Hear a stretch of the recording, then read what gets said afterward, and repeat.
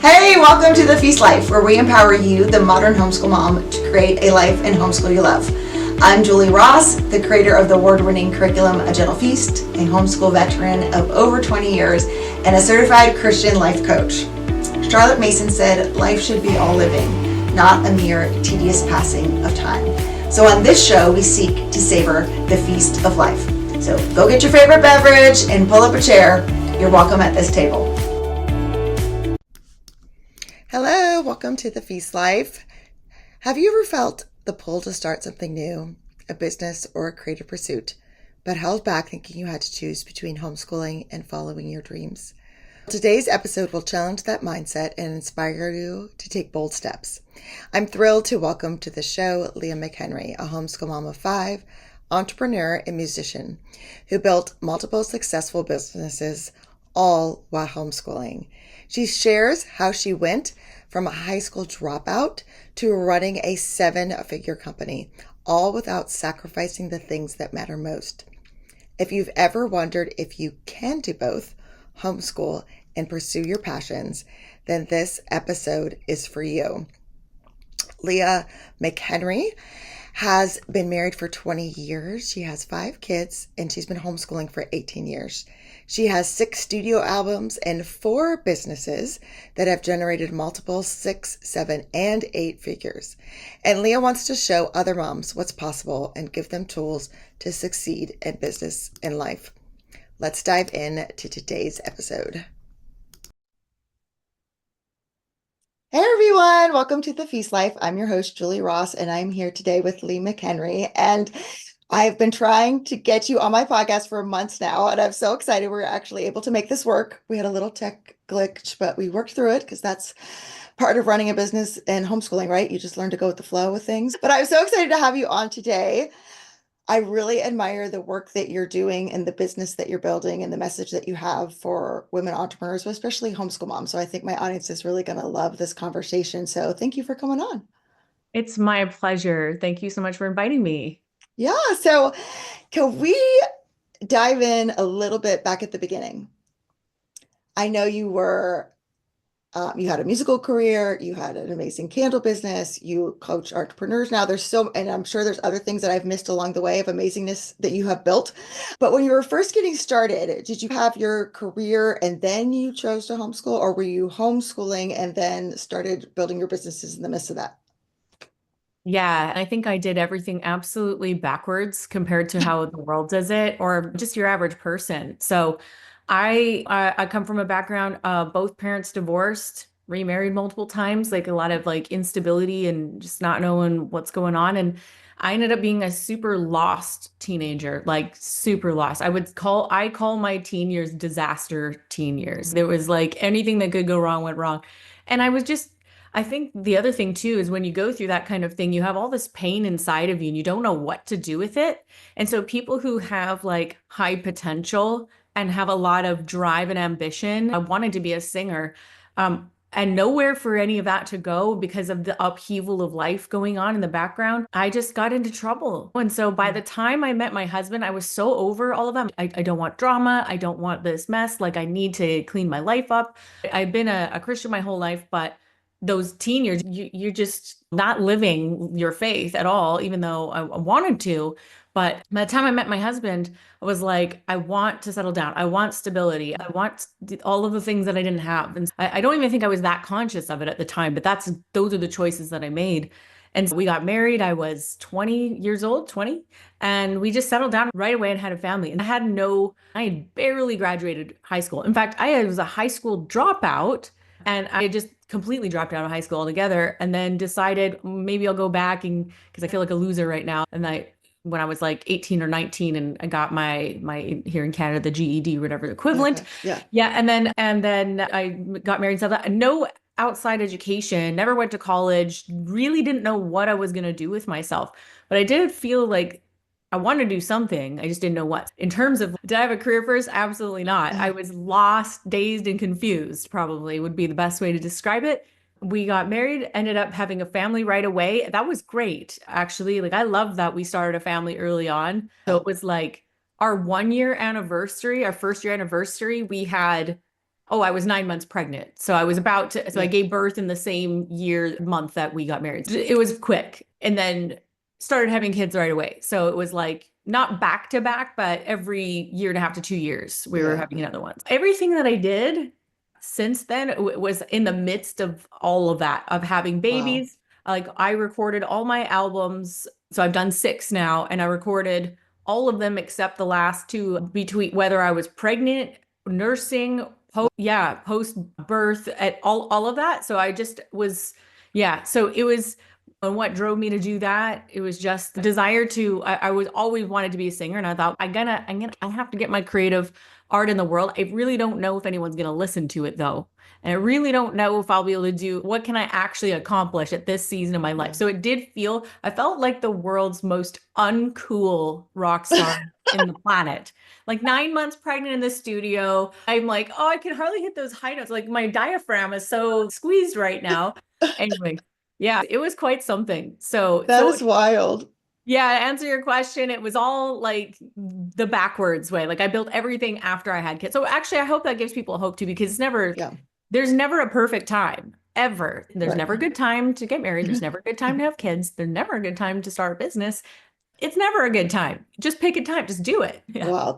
Yeah, that is so inspirational. Like, and to get those creative juices flowing and to allow yourself to do that, I think that's the key. It's like a lot of times people have that drive, they have that creative impulse and this thing and this gift that they want to give to the world, but it's also, I can't do both, so I have to choose one or the other. Did you go with that at all? No, No, I you're just good. didn't think about it, really. I think people spend too much time thinking about, oh, Yes, that's true. I have to choose. No, you don't have to choose. You just do what you can with where you're at right now. And depending on how important something is to you, you're going to make more time for it. And so that was just it. It's always about priorities, right? Yeah. Someone says, I've heard this before. If someone says family is a priority, show me your calendar and let's prove it. Because whatever you're filling your time with, whether you formally put it in a calendar or not, that is the evidence of what is truly the priority at the time. So for me, that was what I did. I used to joke and say other people like make scrapbooks for a hobby. I make Hmm. albums. I build businesses. So I'm just spending my time a little bit different than how other people Yeah. spend it, truly. Yeah. Yeah. Now, did you always homeschool or was that something that came later or how did that all fit into that rock star life? No, so from day one, I've done it all. Personally, I've done private school most of my life. My dad was the principal actually Oh, wow. for many years. Yeah. Went to public school for a short period of time and also did some homeschooling. So I've done it all, but I really, it wasn't so much that informed my choices as it was very intentional. I want to raise my children. If I want a different outcome than what I had for my family, we're going to have to be super intentional. We can't do anything by accident. We can't do anything because it's convenient. What we need to do is design the life that we want to lead, and Mm, the appropriate sacrifices will need to be made. I knew right from the outset, it was way back in the day. Some people listening might have seen this, but it was back in 2003 or something. I watched that Vodi Bakum Children of Caesar talk. I don't know if everybody's seen it. It's on YouTube. You can look it up. okay. That I heard that was like, oh my gosh. And it was that line that if you send your children to Caesar, Mm, don't be surprised when they come home as Romans. I was like, yeah. oh my gosh, I ended up becoming a Roman and I didn't even want that. And just Yeah. from by way of kids learn through osmosis. So it doesn't matter how good the curriculum is, even.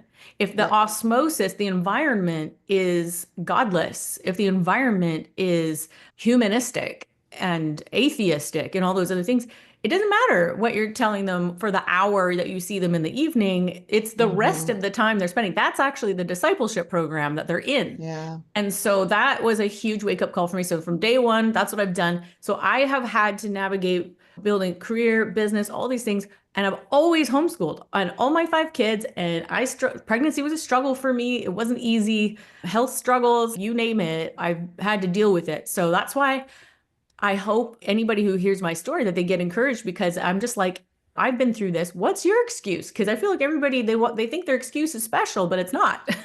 It's just a Right. matter of no, what's important? What do you really want? And then not Mm. letting anything get in the way.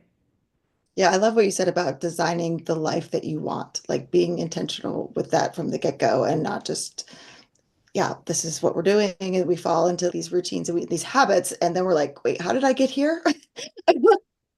And so when Yeah. you were designing this life and you were thinking about, okay, I want to homeschool what, and I want to also do these other things with my creative pursuits. What did you want both of those to look like? And is that kind of what it is now, or has that changed? How has that gone in your journey? In terms of how am I spending my time now, or what do you? Just of, I want our homeschool to look like this, or I want our family to look like this. And how have you created that in the life that you've lived the past several years?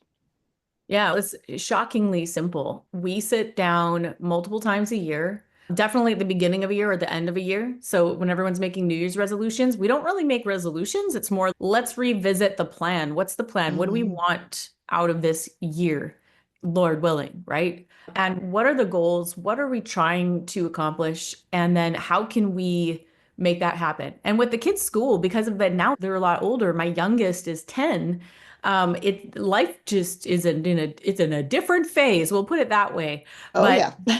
but I still think this applies. And what I started doing, for me, listen, I would not call myself like a type A person, but there's something about just getting organized. If all you can do is just try to get a little organized with your ideas and then like Mm, milestones with those things. So, for example, with the kids' school, we meet quarterly and we go over what did we say you guys were going to do? Did we do it? Does something need to adjust or change? So, we run it like our business, like where we have yeah. quarterly meetings, an annual planning meeting, and quarterly planning meetings. I run it the same. I didn't Mm, know back then that I was like, this is why I say I actually think that homeschoolers, especially homeschool moms, the organized ones, they have like CEO DNA.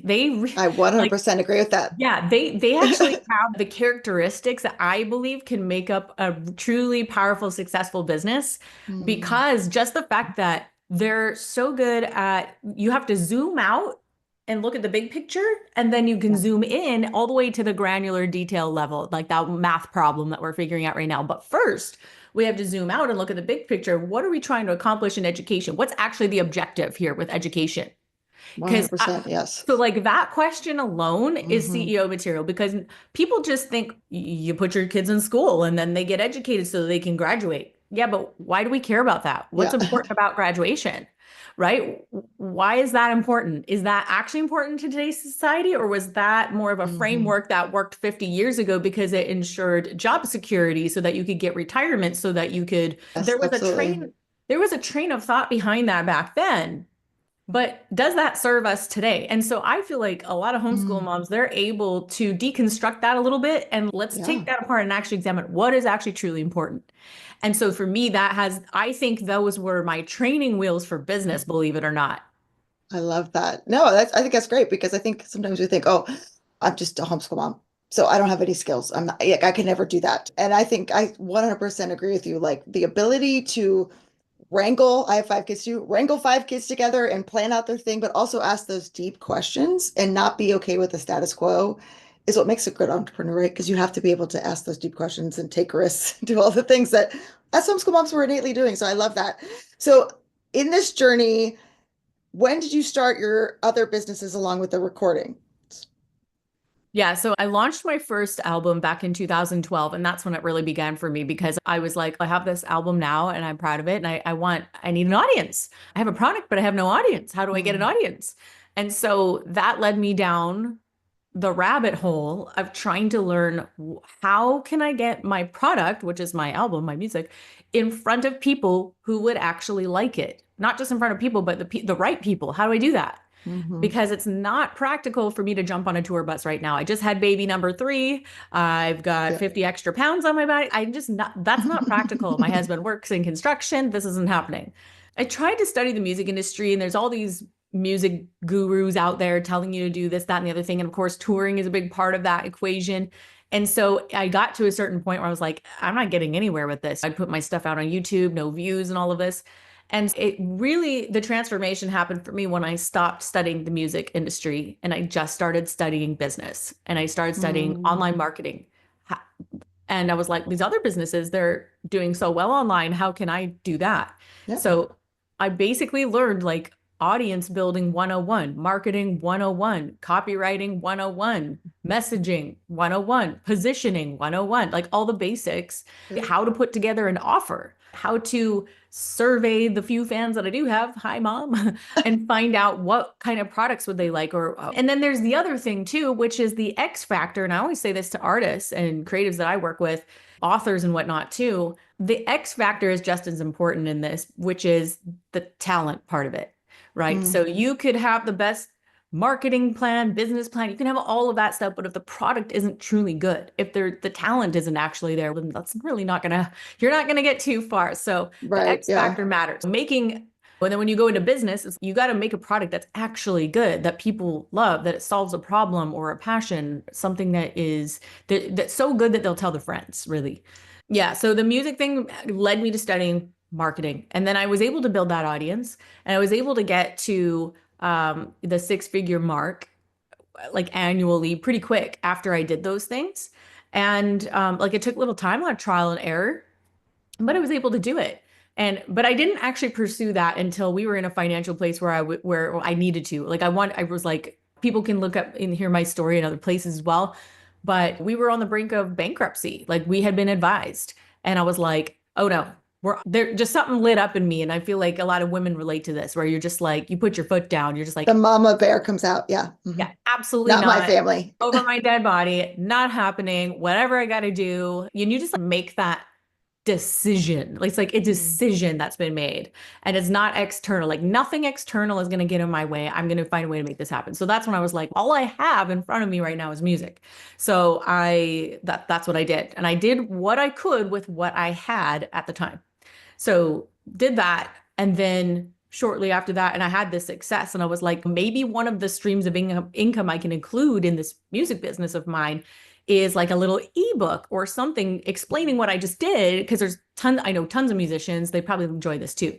So I launched an ebook. Yeah, nothing happened. Nobody bought it. And like, it was a colossal fail.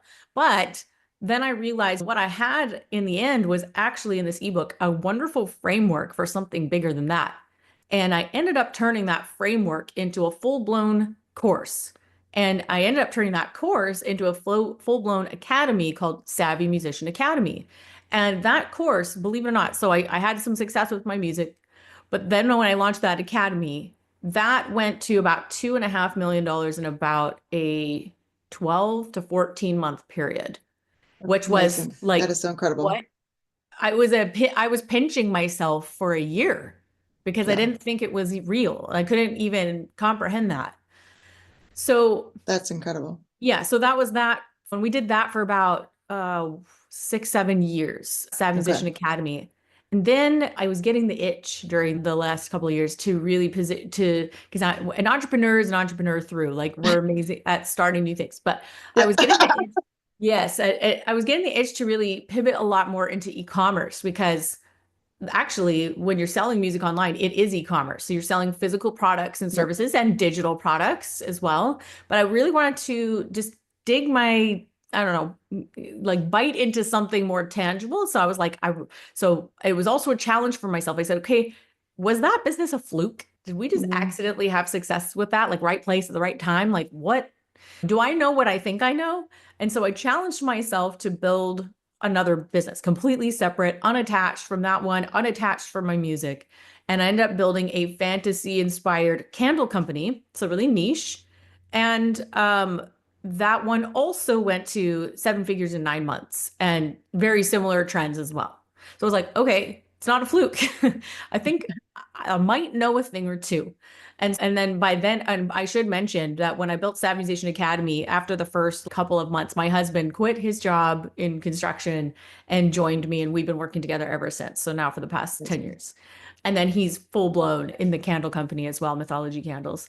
And yeah, and then I do now, like we're full blown in that, still growing that business. And then I do some business coaching on the side because I love teaching. I love it. And it's like a part of me. And I'm like, if I'm not teaching, I feel like there's something missing. I do that. It just gives me absolute joy and pleasure to just distill this knowledge and the lessons, because we've learned a lot of hard lessons as well, to as many people as I can. I love helping kingdom-minded kingdom-oriented people who want to do something similar with their family. Yeah. That's basically the rundown of what's been happening in the last 10 years. That is such an inspirational story. It's just, I feel that energy just listening to it. And I've heard it before on different things that you've done, but it's so incredible. And I love the fact that you were willing to take risks and you didn't have it all figured out before you started, because I think that's what holds a lot of people back is I have to have the roadmap. I have to make sure this is not going to fail. And that's not real learning either for Yeah. us or our kids, right? We have to try things, we have to fail, we have to learn, okay, what worked, what didn't work. And so you said you have to have a product so good that it sells itself. Yeah. What makes a product so good that it sells itself? A product, sometimes you don't know that it is until you put something together and put it out there. Yeah, I don't think you can know that 100% yeah. until you test it.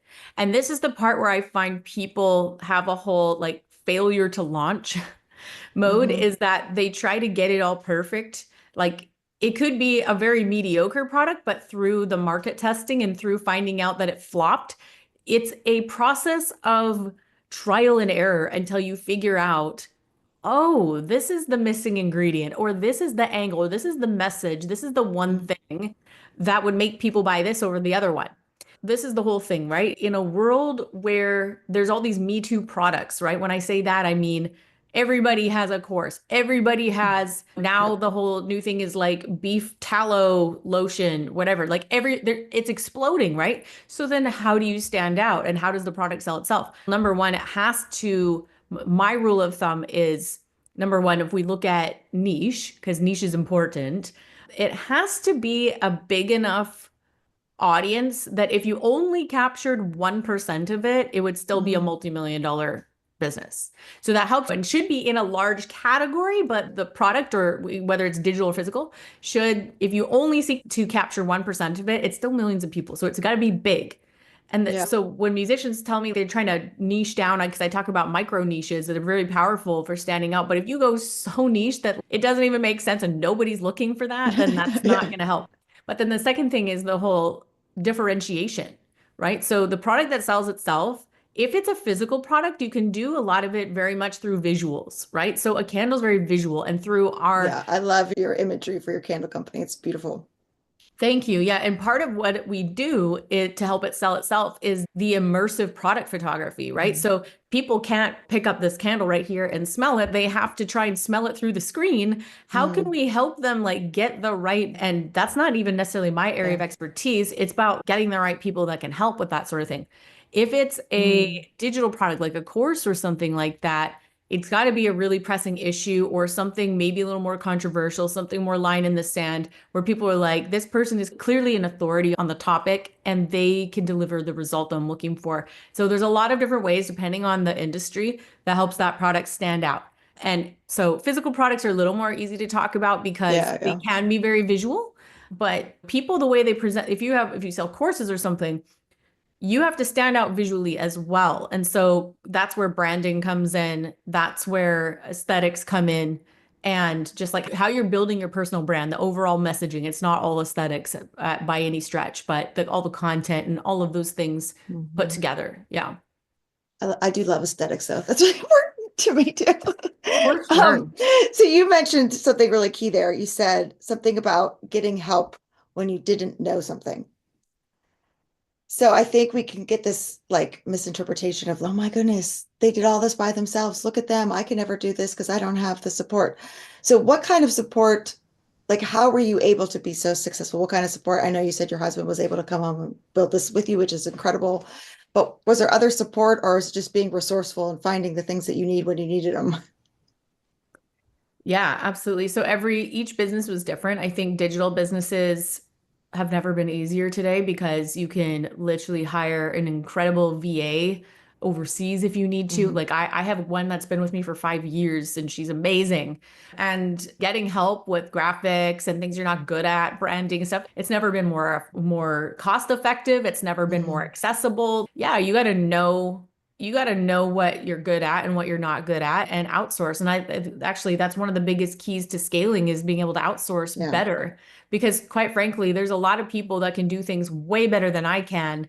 And a lot of this has to do with like speed of learning and speed, like getting it to the market quickly, testing quickly, failing quickly. And Mm, so if it's going to take me a month to do my own branding because I'm super slow and not very good at it, that's a waste of time.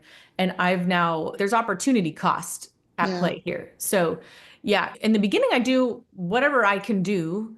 And if I don't think it's good enough, I'll just like, there's Fiverr, there's Upwork, you just get like a one-off job, like people that help for that one task you need. Don't hire someone and like out of the gate on salary, for example. Yeah. And I feel like all of those lessons apply so much to homeschooling too. Know what you're good at, know what your weaknesses are, outsource where you can, get help where you can. Did you apply those to both areas? And how do you feel like the business that you've been running has helped your homeschooling and vice versa? Yeah, no, that's actually a really good point about doing the same thing. I felt like what I'm comfortable with homeschooling, our kids have taken lots of courses online and have had lots of online teachers and that sort of thing. Yeah, it's very transferable now that you say it. I didn't think of it quite like that, but that's exactly, guys, what I did. But also, part of that is for people who have to unschool themselves at first, when you've been through the school system and then you Hmm. start homeschooling and you have to unlearn some of these systems, like, oh, this is necessary. We have to hit these outcomes and we Hmm. have to. That's a bit of a process too, because the whole what am I comfortable teaching may not actually, there's a better question to ask, which is what do they actually need versus Hmm. what do I actually think I'm capable of teaching or eligible to teach. Like, no, Right. if you're a parent, you're eligible. You can. But do we want extra support in areas? Absolutely. And so just knowing that, and the beauty of homeschooling is you can take it as a child by child scenario and custom and tailor and to whatever it is they need. And each child has different needs as well. Some might struggle in an area, and you get to decide, is that actually like a problem right now? Is that actually a problem we I need love to that solve? question. Yeah. Yeah. That's a question I ask in business all the time. This is one of the best things I've been learning to ask is what problem are we solving right now? Mm. And is it a problem? Do we need to solve it? And do we need to solve it right now? Okay. Is it a problem? Do we need to solve it? And do we need to solve it right now? I feel Yeah. like that is a question homeschool moms need to ask themselves all the time, whether they're doing a business or not, just about Yep. mothering and homeschooling, Yep. because we think things are problems when they're not actually problems. Oftentimes, it's like our kids maybe resisting something that we're doing for school, or they're having big emotions, and it becomes this problem, and I have to solve it. I have to solve it right now because I'm the mom and I have to fix it. And it's Yeah. so much pressure and anxiety, and it's that might actually be a problem. I love that. That's such a great question. Exactly. That is Exactly. a great point. And I love that your kids, I've seen them on Instagram doing some of this market testing that we were talking about. Can you talk a little bit about what kind of business they're starting and what they're doing? That's so fun. Yeah, so it was like it started as a little bit of a school project, but also I'm trying to teach them skills as well. Because Hmm. I'm like, once you learn these skills, Yeah. you're not going to have to worry about money for the rest of your life because you'll be able to sell ice to an Eskimo. That's the idea here. Once you learn these skills, it's transferable to anything you ever do in the rest of your life. So I want you to learn it. And so yeah, they started a clean YA fantasy book box subscription. So think of a Okay. book box subscription. There's lots out there. And what they found was because we tried ordering a few just because they look so cute. YA fantasy, it's young adult, it's just a genre, which there's different genres within that genre. But a lot of them, like they're not from sources that we can trust. And some of these Mm. books were filled with garbage, and we ended up having a bonfire in the backyard. Yeah. But what was so fun for them was the experience of getting the box every quarter in the mail every month. And in that, you got the book and you got some trinkets and little Yeah. bookish items and things like that. And it was just a wonderful experience. And we're like, you guys, are you seeing what I'm seeing? Because I think there's a gap in the market here. Mm. And that's actually a phrase that they'll talk about. They might say, guys, there's a gap in the market where no one is filling this need. And maybe we're the ones to do it. And so when I talk about products that sell themselves, that's one of the things I'm talking about. Is there a gap in the market? It's like, how Mm. come this hasn't been solved? Has anyone solved it? Let's research. I don't really see anything.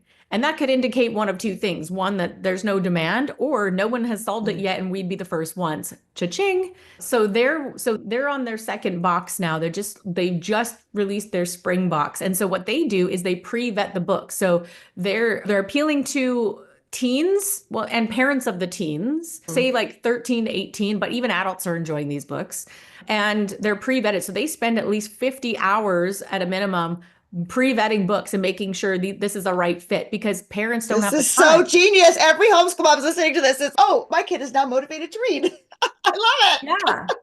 Exactly. There's that, but also I was thinking because when they wanted to ask me, can I read this book? I'm like, that book is this thick. I do not have the time to sit for 25 hours and read that book or however long Yeah. it takes, or the series of the book. I don't have the time. And so we're like, if I'm having this problem, guaranteed other parents are having that problem, but we want to have this fun experience because we want to encourage them to read. So Yeah. they created, and it's called Lamppost Parcel, and that's what they're calling it. So Lamppost Parcel. And then, so they're curating the That's so cool. items. Yeah, and so the oldest four siblings. So it's Okay. my oldest son who's 18, and then the three girls that are 17, 16, 14, they're all doing this. Yeah. That is so amazing. And are they doing all like the outsourcing and budgeting and all the other All of it. business that's Yep. My math husband, and all that stuff too? all of Cha-ching, it. check. Yes, all the check and all the boxes. Yeah. So my husband, he set them up with a spreadsheet and it's, yep. So so we go through teaching them cost of goods sold. And so like, here's all the cost of your items. You need to stay within this profit margins. So you're going to have to Mm, negotiate also with the vendors and see if they'll give you breaks. So they're learning like 1,000 things all at once by doing rather than just reading a book about it. And I think oh my that gosh. that goes so much farther. I love that. I love that so much. You talk a lot about legacy, and I think what you're talking about right now is just such a beautiful example of that. But what do you mean by that word, and why do you think it's important for especially homeschool parents to talk about and consider? Which word? Legacy? Oh, legacy. Yeah. That one's a big, long, meaningful discussion for me, for sure. Legacy, I think it all stemmed from me when I started learning a little bit more about the hope of the gospel, the hope of the what God has planned for this world, and that He's Mm, not done with us anytime soon, and that this world is worth fighting for, it's worth building, it's worth investing into the future. Some of this came out of my background where there was a lot of doom and gloom, a lot of talk of when like end times theology, like the doom mm, and gloom stuff, the like the rapture and this basically we're on the Titanic right now and it's a sinking ship and we're losing this battle and Satan's going to rule the world and all of this. I'm telling you, the fruit that came from that in my life as a teen, like it was disastrous. That was one of the things that contributed to me just mm. losing absolute hope and doing nothing with my life Yeah. because I thought the world was going to Yeah. hell in a handbasket. Yeah. Makes sense. Yeah. So when I just started learning, oh my goodness, there's some other views on this that are historical and wonderful. And if I just read the scripture, what it says, that the earth will be full of the knowledge of the Lord as the waters cover the seas, and the water covers all the seas, and things like that. It started giving me some hope. And then it started making me think more about the future and how legacy plays a part. Because if this world isn't worth fighting for, and we're losing a battle, oh sure, God comes back. Ultimately, Jesus comes back at the end of the world. But what was the point? But Hmm. we're not in a losing kingdom here. No, the gates of hell are going to withstand the attack of the church, not the other way around. When I corrected some of my misshapen views about this, it really started to bring up the topic of legacy for me. And what are we doing? What are we building? What are we called to build? Hmm. And so legacy for me is not just financial is a byproduct. And so legacy is about heart transfer, right? So like God's heart transferring to his people, parents to children and to grandchildren. And we have to have more of a building mindset than we've ever had. There's so many competing worldviews and billionaires out there that are doing really big shifting things they're shaping the Hmm. future. And we need to be the leaders at the forefront of that. So legacy for me starts with worldview and it starts with what are we building? And then secondly, what are we investing in? And then how are we training our children and truly transferring the heart of the Father to the children and carrying on that legacy? And one way that I like to think of it is like when you go to Europe or anything, and you see these cathedrals that some of them took 500 years to build, some took 1,000 years, some aren't even Yeah. finished yet. And originally, when you go back and you look at the history of that, it's like someone at the very beginning had a vision. They had a vision for legacy and they knew that would not finish in their lifetime. And they would Hmm. have to pass the heart of their vision to a custodian, right? Someone who has to carry that on and continue building. So in their lifetime, they only got a part of the foundation built, and that was it, right? And they died and they never saw it completed, but Mm. they had people that were going to carry that on and continue building. And so they can die in peace knowing that project will finish one day. And so that's how I'm trying to see this. And for me, we're starting from scratch because here in the West, we've adopted this mentality of every man for himself. Like you start out, it's your Mhm. life, you're starting from scratch, go make your way in the world. That's it. And so I just think that's a bit counterproductive when you think of building the kingdom of God and you think of trying to accomplish something in this world. I just find that mentality is not so helpful. There may be Mhm. Yeah. instances where maybe that's needed for maybe certain kids need that. But as a whole, I just think that that worldview is very going to have a very specific outcome, and it has. Mhm. And for Mhm. example, my husband and I, we're starting out from scratch. In fact, we never learned how to manage money or finance. So we've had to do everything the hard way, every mistake under the sun, lost Yep. money, like everything you can think of that we've done wrong, we've done wrong. And because are starting from ground zero. And what I think would be really amazing would be training our kids, not just in the skills, but in the heart of the skills, because Mm. everybody knows trust fund babies, right? People who grew up in a rich family, but they don't have the morals or the character. And they get this trust fund one day and then they spend it all and die miserably and they're all depressed and everything. Yeah. Clearly, that legacy was ineffective. They did not have a heart transfer. And maybe Mhm. when I say heart transfer, I mean this is a spiritual thing. They did not train them in legacy. They did not train them in a vision for the future beyond themselves. And so then it becomes like a one generation thing and it's over. So I'm trying to I'm trying to start to articulate this a little more for people because I think this is the zoom out part, right? The Yeah. zoom the zoom in part is okay, we're making dinner and what ingredients do I need for Yeah. tomorrow, right? That's that zoom in and we're very good at that.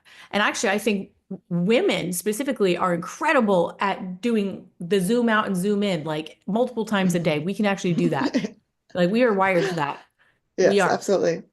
Yeah. And legacy, I know I brought up a lot of things like theology and all these different things, but they really do have an outcome. They really do have fruit at the end of it. And you got to look at the Mhm. fruit. You'll know the tree by the fruit. And what kind of fruit has a particular ideology produced? And Mhm. so I'm always looking at that. And so I'm just really inspired. Business is a vehicle, it's just a means to the end, but it also is a ministry in and of itself, too, because if you think about it, no matter what you're doing, people spend a good almost 80% of their lives in the workforce. Whether you are a business owner or you're an employee or your husband's employee or whatever, that Mhm. is where the majority of people's lives are actually Wow. spent. So, yeah, so in and of itself, it is such a meaningful, you can call it a ministry for profit or a Mhm. nonprofit, but it is a ministry in of itself. And so is raising your kids. So is homeschooling. 100% that is a ministry. That's like Yeah. the most important job. Everything I've done from home, I've never left my kids during this whole entire time. Like we have offices and stuff, but they're with us and they come with it. We just take them with us wherever we go or whatever we're doing. Yeah, I hope that explained Yeah. the Yeah. concept of legacy a little bit.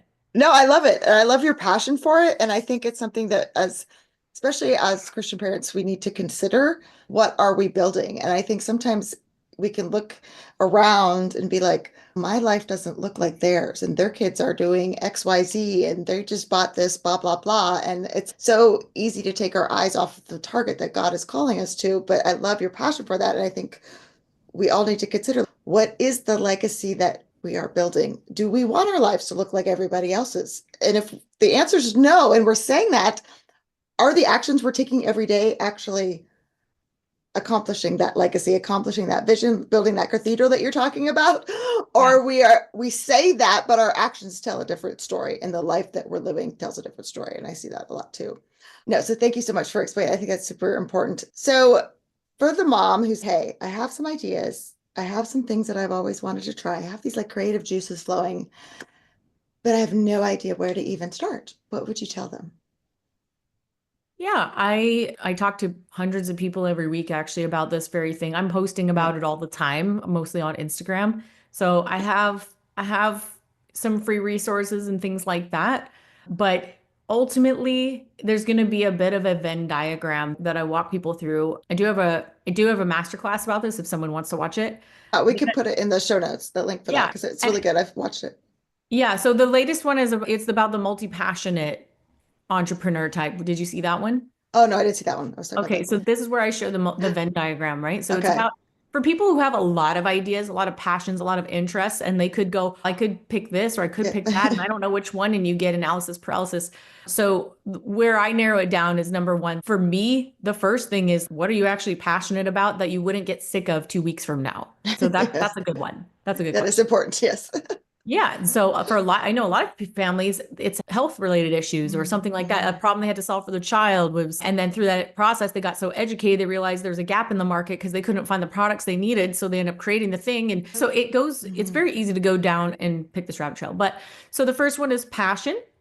The second one is purpose, and that is more of those legacy questions. Is this something, if you built it, that you could carry on for quite a while, or you might want to pass down to your kids if they felt passionate about it too, or that there's I some love kind that. of, yeah, legacy mission behind it, something a little Mhm. more like bigger, that zoom out part.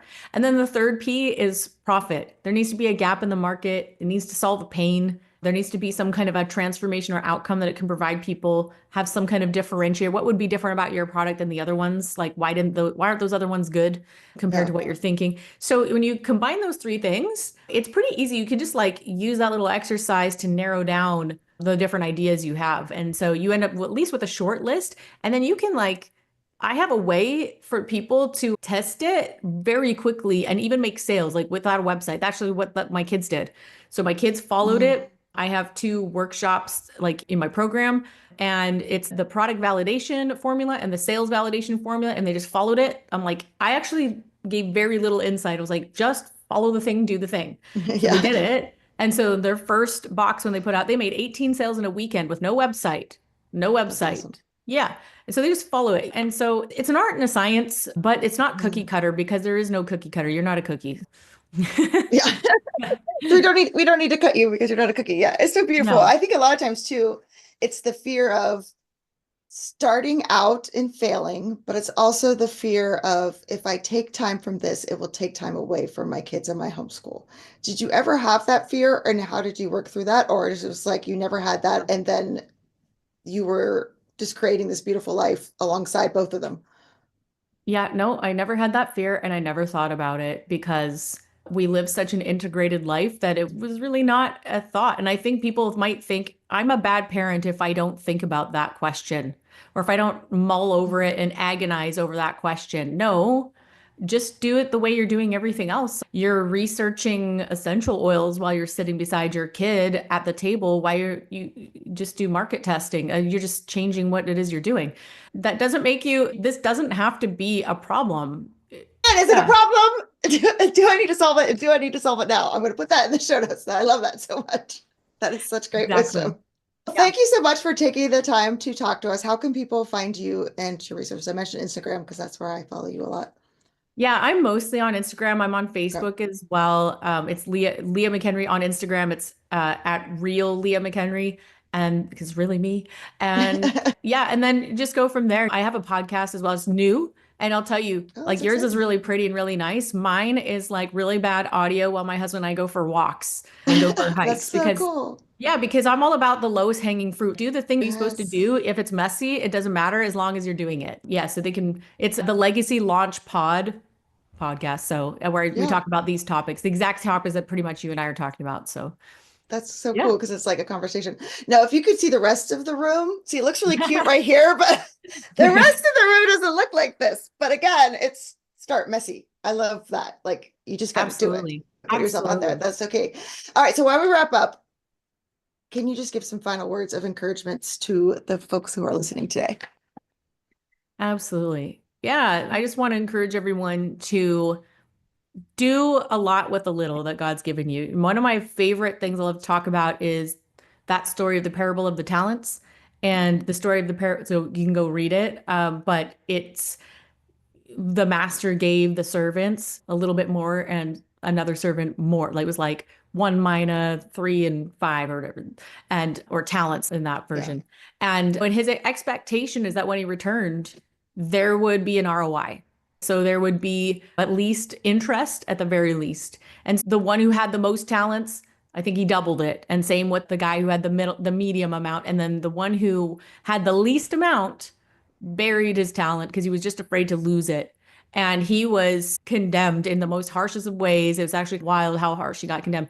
What I take away from that, when you read that in detail, I get so much out of that. And this is what I would encourage people. Number one, if you feel that you haven't been given very much, it's very clear. It says each was given according to his ability. So if you want to be entrusted with more, you must increase your ability. And the good thing is that you can increase your ability. He's actually given us the power, the ability to do that. Increase your skill set, increase the way you're stewarding what you have. He's watching that. So I was encouraged, whatever I have, the way I manage my home, my time, my kids, all of that, he expects an ROI on that. And that story was actually very specifically financial, but I take that to all of life. Like, we're to give a return on investment for everything God's given us, right? So there's a part of gratitude in knowing everything is a gift. And how can I increase what he's given me? So that's the note I'd love to leave people off, because that one really makes you think and makes me examine my life every single day. How can I give him an increase? So yeah. Wow. That is beautiful. This has encouraged me tremendously. So I know it will encourage our listeners as well. So thank you for taking the time to talk to us. And I will put all those fun links in the show notes. And I want to check out your kids' subscription box. That's really cool. So thanks again for coming on. Hey, thanks for listening to today's episode. Let's wrap up with some key takeaways. Number one, there's never a perfect time to start. Waiting for the right moment will keep you stuck. Leah shared how she built her business in the midst of homeschooling, pregnancy, and multiple life challenges. Number two, homeschool moms definitely have CEO potential. The skills you use to manage your homeschool, like big picture planning, problem solving, and adaptability, are the same skills that you need to run a successful business. Number three, overcome fear by taking action. You don't need all the answers before you start. The key is testing, learning, and adjusting as you go. Number four, integrate, don't separate. Your homeschool and your business can work together, not against each other. Leah shared how she includes her kids in the entrepreneurial journey, giving them hands-on business experience.